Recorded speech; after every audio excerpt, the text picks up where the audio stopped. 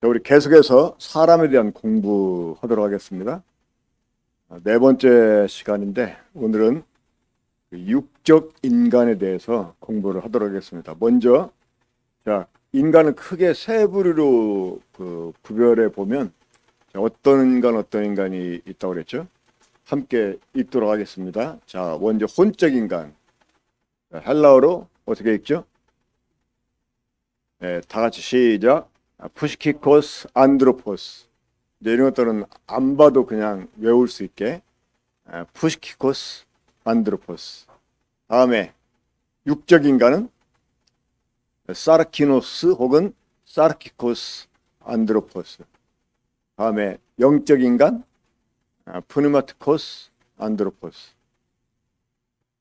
뭐 사실은 안드로포스는 똑같이 뒤에 인간, 사람으로 나오니까 앞에 것만 외우면 되죠. 자, 원래 혼이라는 말이 헬라어로 뭐라고 했죠? 혼, 푸시케, 혼적 하면 푸시키코스. 그리고 육, 이 살이 헬라어로 뭐라고 했죠? 사르크스. 근데 이제 육적 그러면 사르키노스 혹은 사르키코스라고 말하기도 하고, 또 영은 헬라어로 뭐죠? 퓨누마. 그래서 이제 영적이다 그러면 퓨누마티코스 이렇게 발음하게 됩니다. 자, 오늘은 육적 인간, 이 사르키노스 혹은 사르키코스 안드로포스에 대해서 공부하겠습니다. 육적 인간이 어떤 인간이냐 이걸 알려면 육이라는 게 뭘 의미하는지를 우리가 알아야 됩니다. 자, 육이라는 말의 히브리어는 뭐라고요? 바사르. 다 같이 한번 해봅시다. 바사르. 이 바사르는 본래 살을 가리켰어요. 살. 원래 그 한자로 고기육이 잖아요. 육이라는 말이 고기육입니다. 그러면 고기는 살. 우리 사람은 살로만 돼 있지 않죠. 그렇죠. 살도 있고 뼈도 있고 털도 있고 또 이렇게 물도 있잖아요. 살로만 돼 있는 것은 소세지. 살로만이라는 소세지가 있어요. 그러니까 이 살육이라고 하는 말은 사람이 몸을 가리키는 게 아니에요. 원래는 그냥 순수한 고기 덩어리, 이게 살입니다. 창세기 2장 21절 보면 여호와 하나님이 아담을 깊이 잠들게 하시니 잠들매 그가 그 갈빗대 하나를 취하고 살로 대신 채우시고 할 때 그 살이 바사르입니다. 그리고 아담이 그 하나님이 자기를 위해서 만들어 오신 여자를 보고 이렇게 외치잖아요. 내 뼈 중에 뼈요 살 중에 살이라. 거기서 이 살이 바로 바사르입니다. 그러니까 이 바사르라고 하는 히브리어는 첫 번째가 어떤 의미라고요? 살, 고기 덩어리 살을 가리켰습니다. 자, 그리고 이제 이 바사르라는 말이 창세기 2장 24절에서는 살만 가리키지 않고 몸, 이 몸을 지칭하는 것을 볼 수 있습니다. 자, 우리 한번 24절 읽어보죠. 시작. 이러므로 남자가 부모를 떠나 그의 아내와 합하여 둘이 한 몸을 이룰지로다 할 때 그 몸이라는 말이 바사르라는 말이 사용됐어요. 그러니까 이 살에서 이제 몸으로 또 발전되게 되죠. 사실 이 고대어들이 가진 특징 하나가 있는데 뭐냐면 어휘 수가 많지 않아요. 이 단어 수가 많지 않기 때문에 한 단어를 가지고도 여러 가지에다 덧붙여 가지고 사용을 합니다. 자, 우리 한국말 전라도 사투리 충청도에서 쓰죠. 가장 많은 의미를 가지고 있는 단어 하나가 있습니다. 뭔지 아세요? 거시기. 저희 어렸을 때도 보면 이제 거시기라는 말을 자주 쓰는데 일단 뭔 말을 하기도 전에 그냥 그 말을 해버려요. 야, 거시기 있잖아 이렇게. 그래서 나온 말이 있어요. 거시기는 귀신도 모른다. 그러니까 거시기라고 딱 말을 꺼내는데 뭘 말하는지 모르잖아요.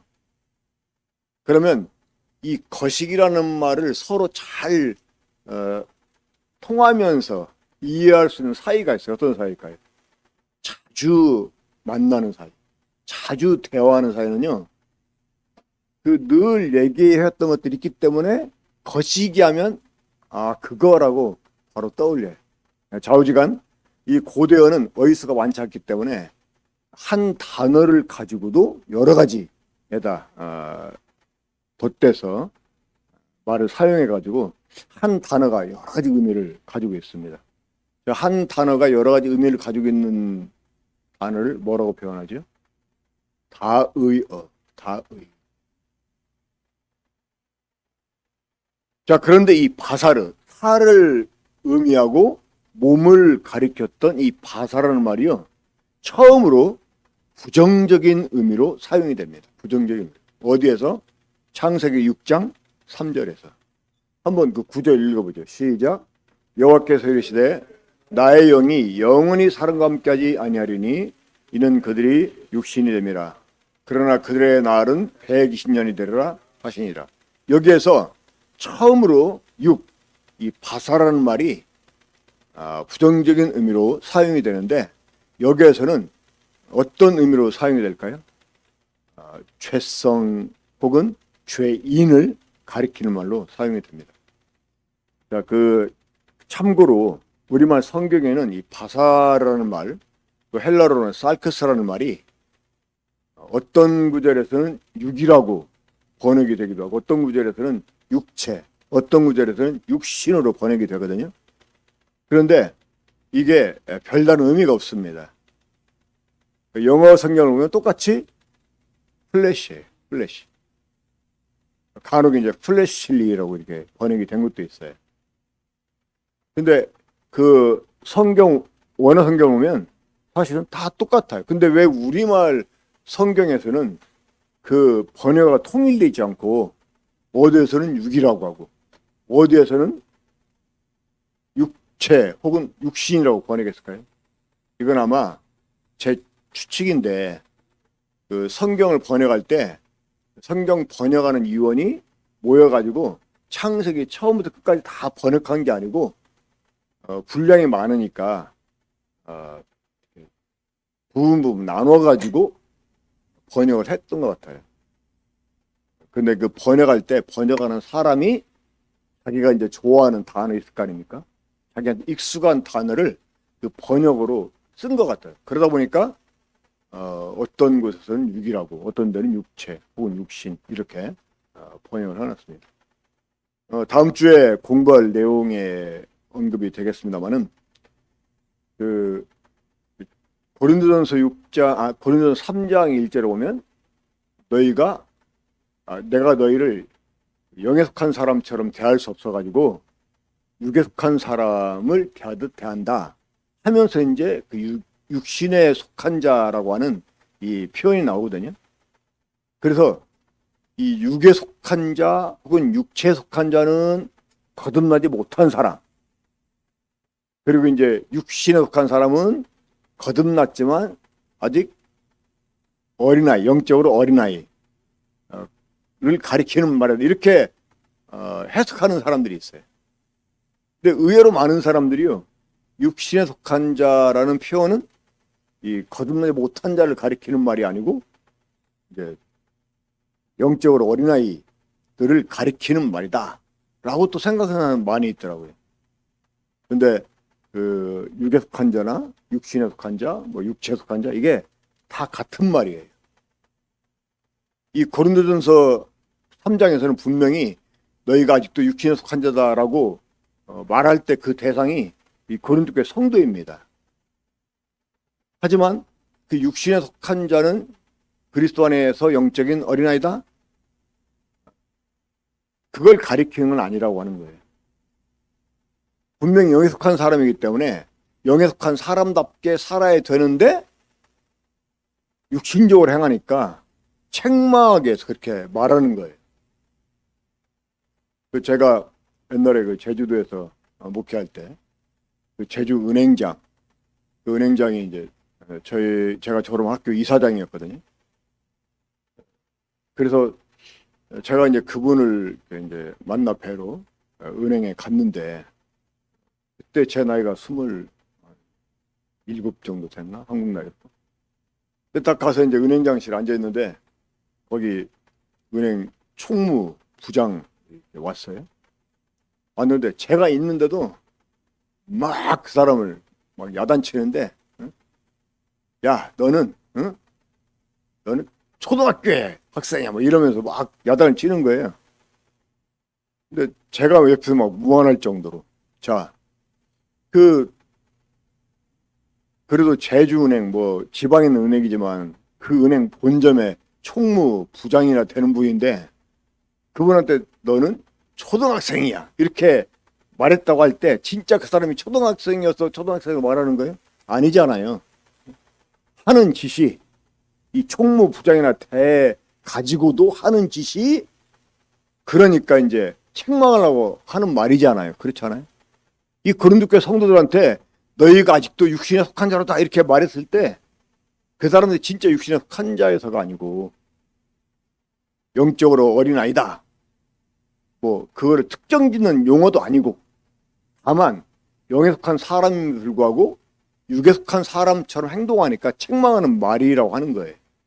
그러니까 육이라는 말이나 육신, 육체 이런 말이 사실은 똑같은 영어 플래시 또 헬라어로는 살크스 이 한 단어를 가리키는 말인 것입니다. 자, 창세기 6장 3절에서 이제 바사르라는 이 살이라는 말이 처음으로 부정적인 의미로 사용이 됐다고 하지 않습니까? 자, 하나님이 그 창세기 3절에서 뭘 선언했습니까?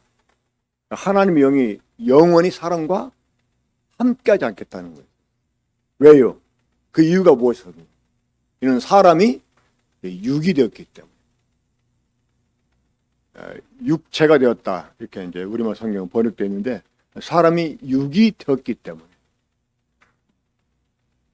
그 킹제임스 역을 보면 우리말 성경과는 좀 다르게 이 번역이 되어 있어요. 한번 킹제임스 역 읽어봅시다. 시작. 내가 내 영으로 하여금 항상 사람과 다투지는 않게 하겠다. 왜냐하면 그가 역시 육체이기 때문이다. 라고. 자, 우리말 성경은 하나님의 영이 영원히 사람과 함께 하지 않겠다. 이렇게 번역했는데 킹제임스는 어떻게 번역했어요? 하나님의 영이 사람과 다투지 않겠다. 자, 이게 무슨 의미일까요? 이 사람이 육이 되었기 때문에 그 우리말 그 성경 보면 난해주에 이렇게 해석이 또 돼 있어요. 그러니까 이는 사람이 육체이기 때문이다 라고 이제 그 본문에는 번역이 되어 있지만 난해주로 보면 육체이기 때문에 범죄함이라 이렇게 또 추가적으로 번역이 되어 있어요. 그러니까 하나님의 성령이 막 사람과 더불어 다퉜어요. 자, 왜 다퉜을까? 하나님의 영이 사람과 다퉜다는 거예요. 왜 다퉜을까요? 죄를 짓지 못하게 하려. 자꾸 죄를 지으니까 죄를 못 짓게 성령님이 말렸다는 거예요. 막 다퉈가면서. 그런데도 사람이 어떻게 했어요? 육이기 때문에 계속 범죄한다는 거예요. 그러니까 지금도 마찬가지입니다. 성령으로 충만하지 않기 때문에 범죄한다? 우리 그렇게 보통 아마 말 들어왔을 거예요. 물론 성령으로 충만하면 범죄할 가능성이 훨씬 적어지죠. 하지만 사람이 범죄하는 것은 성령이 뭐 역사하지 않기 때문에 범죄하는 게 아니에요.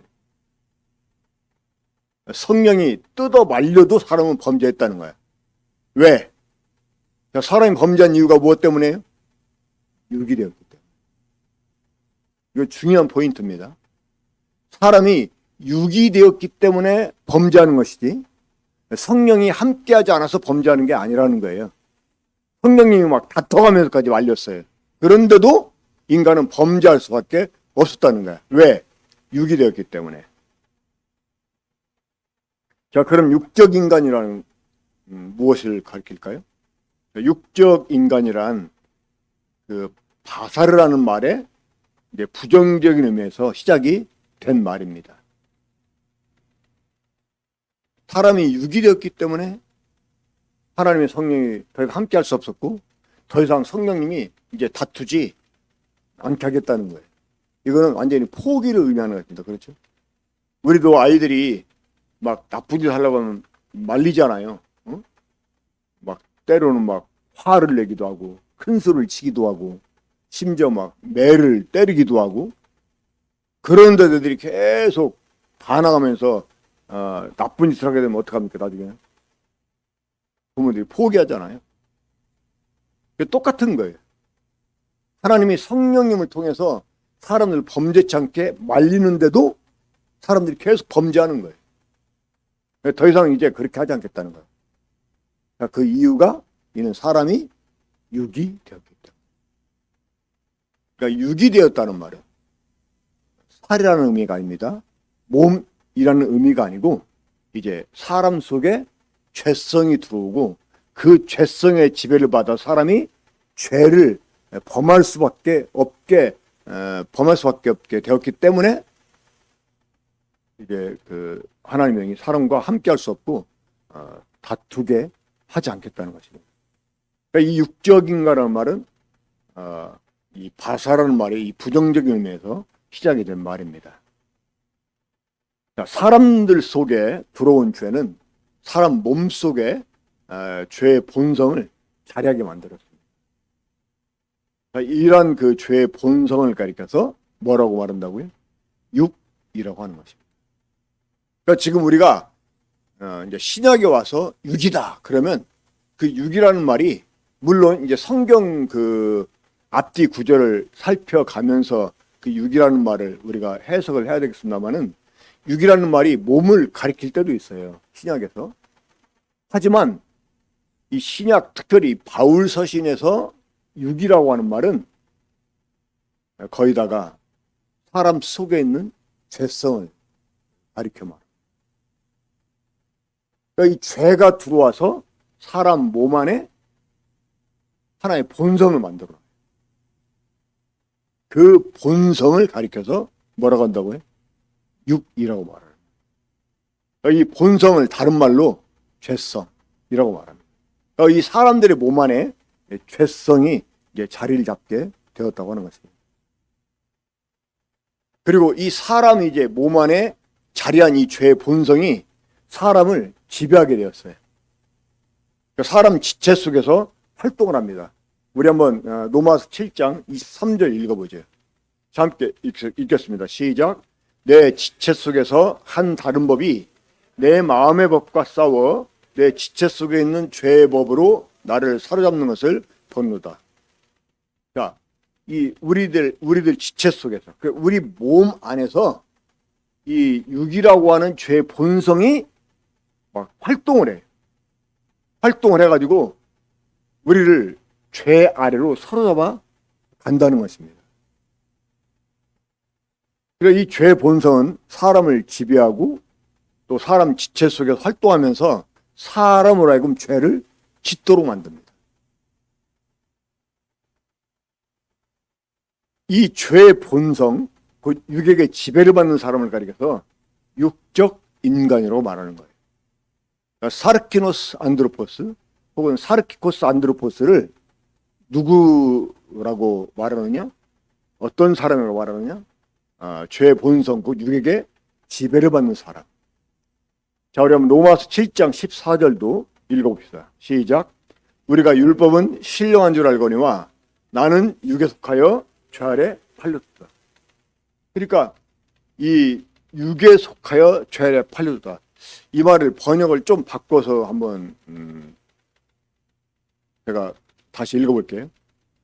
그러니까 나는 육신에 속하여 죄 아래 팔렸다. 이 말을 나는 죄 아래 팔려서 육에 속하게 되었다. 그러니까 죄에게 팔려가지고 육에 속한 사람이 됐다는 거예요.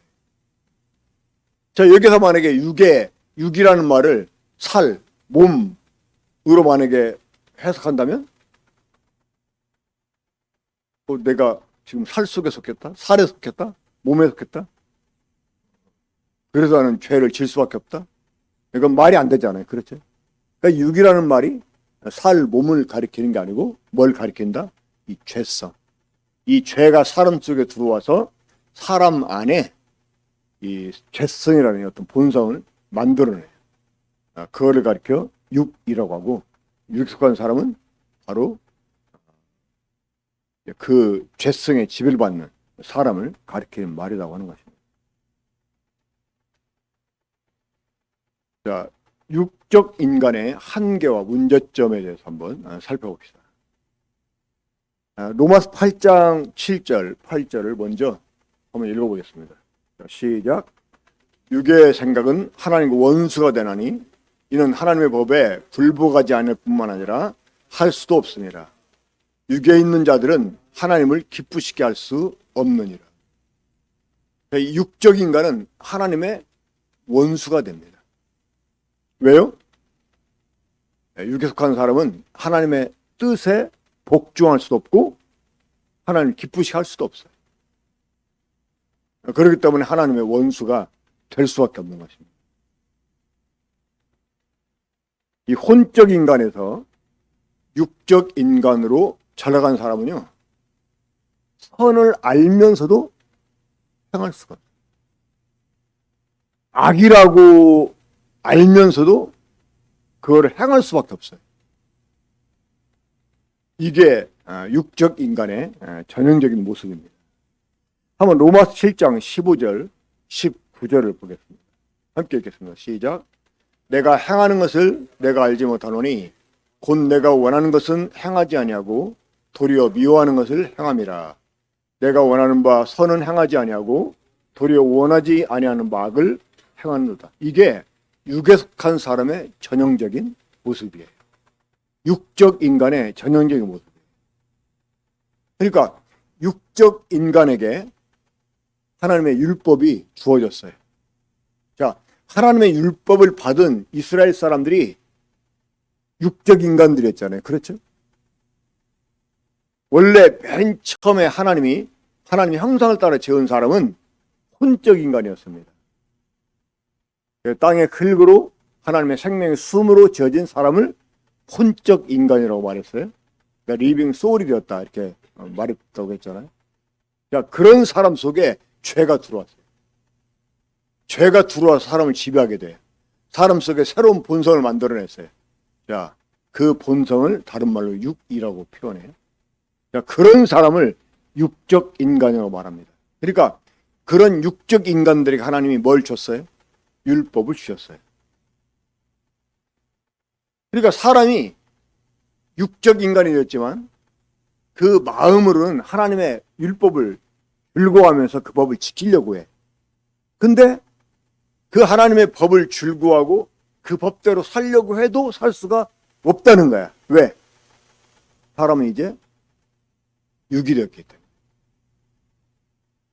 하나님의 성령님이 뜯어 말리는데도 죄를 지을 수밖에 없었잖아요. 그렇죠? 왜? 이제 육이 되었기 때문에. 그러니까 그런 사람들에게 하나님의 법이 주어져도 그 법을 지킬 수가 없다는 거예요.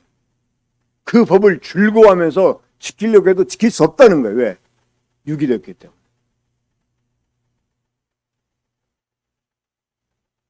육적 인간은 이 죄에게 사로잡힌 죄의 노예이며 어쩔 수 없는 죄인이라는 사실입니다. 그래서 이런 사람들은 한계가 있어요. 그들이 정말 마음으로 하나님을 사랑할 수 있어요. 하나님의 말씀을 사랑할 수 있어요. 근데 그것뿐이에요. 지킬 수가 없다. 한번 로마서 7장 23절 아까 읽었지만 다시 한번 24절까지 읽어보겠습니다. 시작. 내 지체 속에서 한 다른 법이 내 마음의 법과 싸워 내 지체 속에 있는 죄법 아래로 나를 사로잡는 것을 보노라. 오라 나는 곤고한 사람이다. 이 사망의 몸에서 누가 나를 건져내랴. 이 유격한 사람이 하나님 율법을 받았어요. 그래서 정말 하나님 앞에 인정을 받기 위해서 율법을 막 지켜왔어요. 그 법을 나름대로 즐거워하고 지키려고 애를 쓰는데 물론 지켜지는 것들도 있긴 있어요. 일부. 자, 율법의 그 조항이 총 몇 가지라고 알고 있죠? 613가지. 계명은 10개가 있지만 나머지 계명 말고 막 여러 규례들, 해가지고 613가지가 있습니다. 자, 그 가운데 지키기 쉬운 것도 있어요. 또 지켜지는 것도 있어요. 하지만 지키지 못하는 것들도 많이 있죠. 자, 원래 이 계명이라고 하는 것은요, 절대적인 명령을 의미합니다. 이 계명은 지키지 못할 때 어떻게 처리하죠? 돌로 쳐 죽입니다. 이 계명은 지키지 않으면 죽는 법이에요. 아주 절대적인 명령, 이게 계명입니다. 자, 이 10계명 중에서 여러분 가장 지키기 어려운 계명이 몇 번째라고 생각하세요? 10개 계명 중에 가장 지키기 힘든 계명이 있어요. 몇 번째일까? 사실은 10번째. 10번째가 뭐죠? 탐내지 말라. 탐내지. 이 탐내지 말라. 사실은 정말 지키기 힘든 거죠. 그렇죠?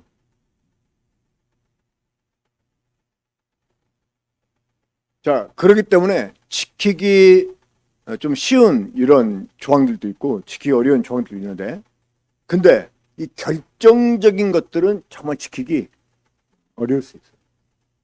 그래서 그런 하나님의 법을 나름대로 줄거하고 막 지키려고 하는데, 문제는 내 지체 속에는 다른 법.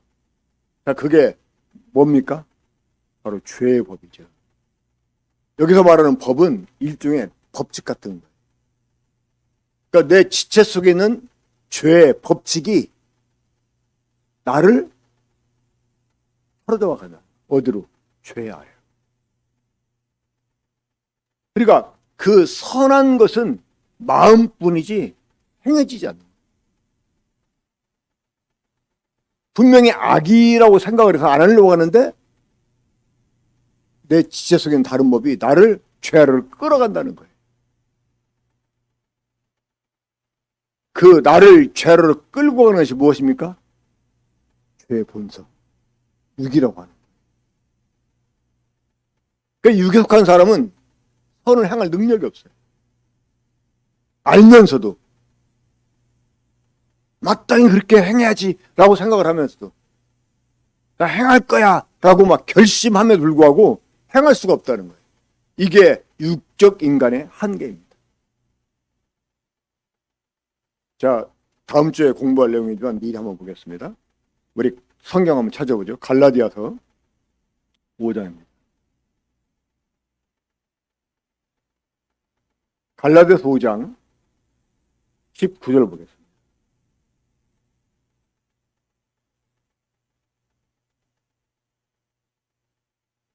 거기 보면 육체의 일은 분명하니 그 영의 열매, 그 영이라고 하는 본성에서 나오는 것을 열매라고 표현하는데 이 육이라고 하는 것은 열매라고 표현하지 않고 일이라고 표현해요. 이거는 내가 원치 않아도 행하게 만드니까 이걸 일로 이렇게 표현을 했습니다.